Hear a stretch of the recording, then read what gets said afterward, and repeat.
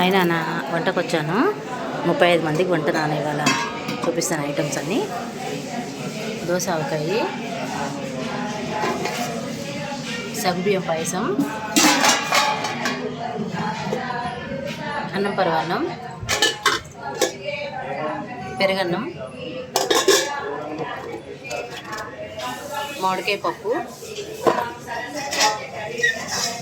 ముక్కల పులుసు,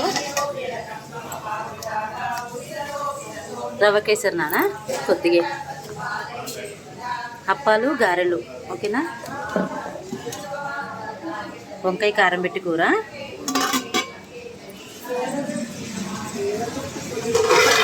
రైస్ అవుతుంది నాన్న. ఇంకా అప్పాల పిండి ఉంది, గారెల పిండి ఉంది ఇంకా చేసేది, ఇంకా అవ్వలేదు. దొండకాయ కూర, ఓకేనా. బాయ్ నాన్న.